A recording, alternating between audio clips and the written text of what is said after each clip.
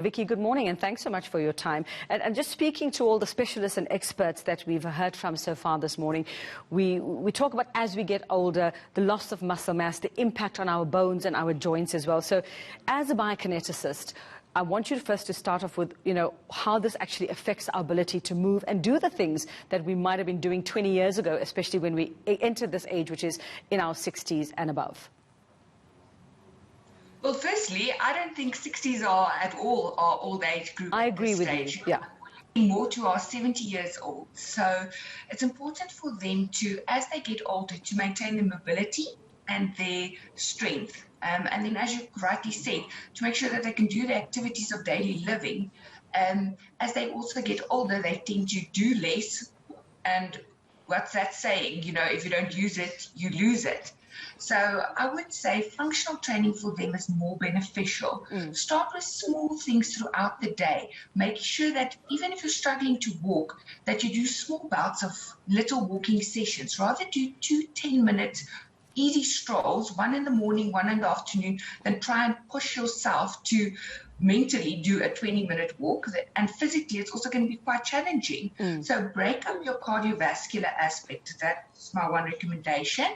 And then to maintain their strength, do functional little training exercises. For example, to maintain your quad strength, they want to do sit-to-stand exercises where they're literally going from a seated position, trying to push the heels into the floor to activate the core, the glutes, stand up without falling down, and then sit down again. Make the exercises a part of your daily routine.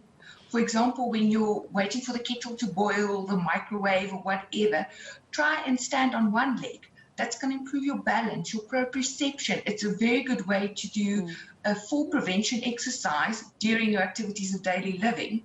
And then, of course, they get quite stiff and tight because we sit a lot, we lie a lot, as we get older, especially our retired population. So they need to actually do stretches, incorporate proper breathing. And so, all of those are things that biokineticists can help you with and assist you with. So in terms of just doing all of those things, in terms of cardio, and we know they might be reluctant to go outside and take that walk around the neighborhood, and we talk about the risk of falling as well. Would you recommend the use of something like a treadmill, or should they stay away from that, maybe walk around the yard, walk around the house, up and down the passage, or if they have stairs at home, or can they safely maybe try and use equipment? And they're more than welcome to safely use equipment. I don't know how, at this stage with the whole COVID situation, how comfortable they would be to go into a gym.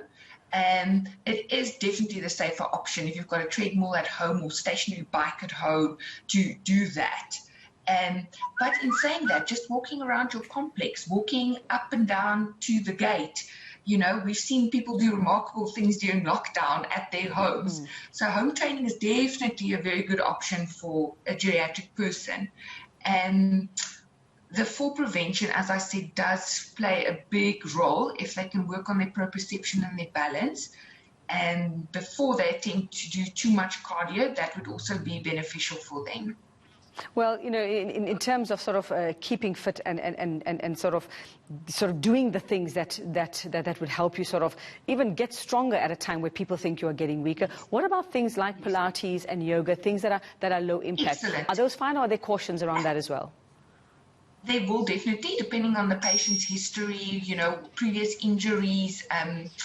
With all their patients, they've got a long list of injuries, previous injuries, comorbidities that one should take into consideration. But a qualified Pilates instructor or yoga instructor should be able to adapt the class for them.